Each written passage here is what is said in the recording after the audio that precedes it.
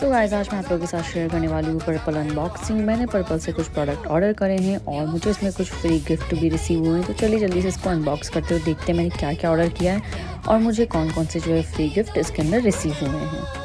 First जो मुझे इसमें फ्री गिफ्ट रिसीव हुआ है वो है निविया का फेस वॉश, और सेकंड जो प्रोडक्ट मैंने इसमें ऑर्डर किया था वो है सेटाफिल क्लिनजर, जिसके साथ मुझे लॉरियल का शैम्पू जो है as a free gift receive हुआ है।